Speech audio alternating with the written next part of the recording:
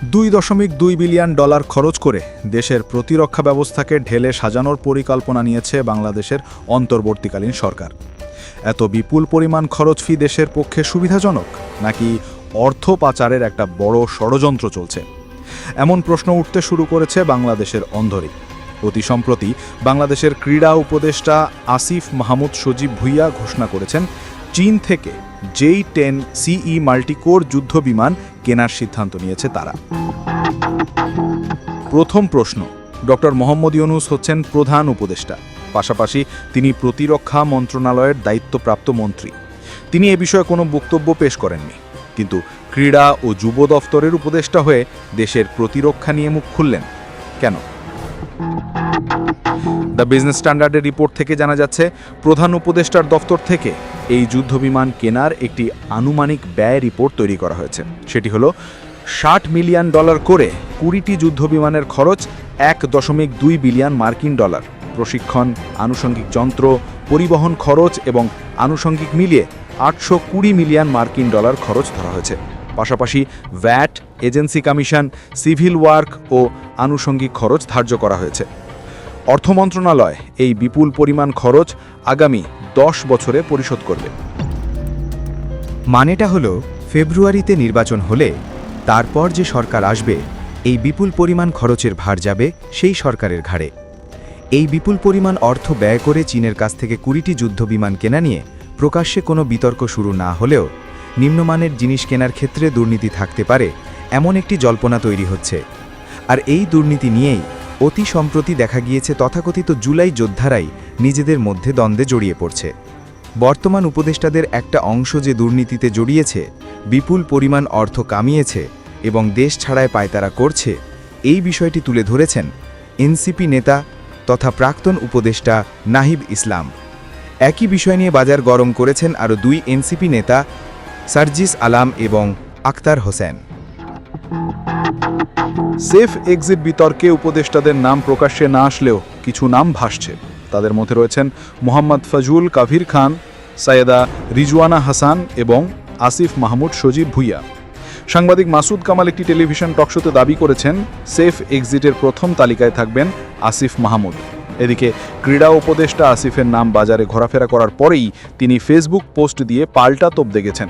তিনি বলেছেন, যাদের একাধিক দেশের পাসপোর্ট নাগরিকত্ব নেওয়া, তারাই আবার অন্যদের সেফ এক্সিটের তালিকা করে। কুমিল্লা ও সাতক্ষীরায় রাস্তা তৈরির জন্য বিপুল পরিমাণ অর্থ বরাদ্দ করা হয়েছে। প্রথম আলোর রিপোর্ট বলছে, এ প্রকল্পে সবচেয়ে বেশি বরাদ্দ দেওয়া হচ্ছে আসিফ মাহমুদের নিজ উপজেলা মুরাদনগরে 453 কোটি টাকা। দ্বিতীয় সর্বোচ্চ বরাদ্দ রাখা হচ্ছে জাতীয় নাগরিক পার্টির মুখ্য সমন্বয়ক দক্ষিণাঞ্চলের হাসনাত আবদুল্লার উপজেলা দেবিদ্বারে 338 কোটি টাকা। কেন? তাহলে কি আসিফ মাহমুদ মুরাদনগর থেকে নির্বাচনে লড়ার প্রস্তুতি নিচ্ছে? অভিযোগ আরও আছে, চলতি বছরের 21 জুলাই ঢাকার মাইলস্টোন স্কুলে ভেঙে পড়ে একটি F-7 যুদ্ধবিমান।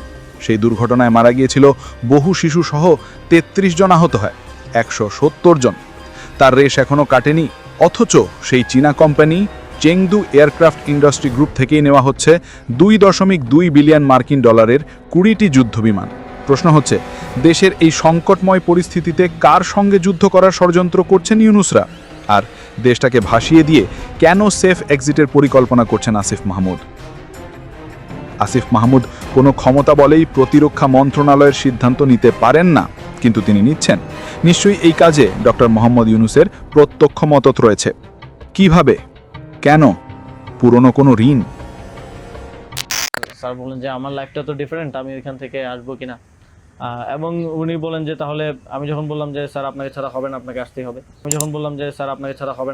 হবে, তখন উনি বললেন যে আমি ভেবে দেখি, তোমরাও ভাবো, যদি আদার কোনো বেটার অপশন পাওয়া যায় তাহলে তোমরা ভাবো, আর আমিও ভেবে তোমাদেরকে জানাবো। 21 মার্চ এই ভিডিও প্রকাশ পায়। সেখানে আসিফ বলেছিলেন, তিনি প্রথম ডক্টর মোহাম্মদ ইউনূসকে দেশের দায়িত্ব নেবার প্রস্তাব দিয়েছিলেন। আর দায়িত্ব নেওয়ার পরই কি করেছিলেন ডক্টর ইউনূস? দেশের নাগরিকদের হকের টাকা মেরে নিজস্ব সংস্থার 666 কোটি টাকা কর মকুব করিয়ে পকেটে পুড়িয়েছিলেন। ইউনূস তো সেফ এক্সিটের রাস্তায় আছেন। আসিফ মাহমুদও কি তার গুরুর সঙ্গে সেফ এক্সিটের রাস্তা দেখছেন? কোন বিদেশি রাষ্ট্রে পাসপোর্ট করিয়েছেন তিনি? দেশের মানুষের মনে এ প্রশ্ন উঠতে শুরু করেছে ইতিমধ্যে। নিজেকে চাণক্যের সমতুল্য ভাবা শেখ হাসিনা চীন, যুক্তরাষ্ট্র এবং ভারতকে নিয়ে সমান তালে খেলার চেষ্টা করেছিলেন। দেশে পট পরিবর্তন হলেও ডক্টর ইউনূস একই রাস্তা নিয়েছেন। চীনের থেকে নিম্নমানের যুদ্ধবিমান কিনছেন, আবার যুক্তরাষ্ট্রের চাপে সেন্ট মার্টিন সহ চট্টগ্রাম বিক্রির পায়তারা করছেন। দেশটাকে খানিক ডুবিয়েছিলেন হাসিনা, আর ইউনূস বঙ্গোপসাগরের গভীর পানিতে তা সম্পূর্ণ ডোবানোর জন্য উঠে পড়ে লেগেছেন।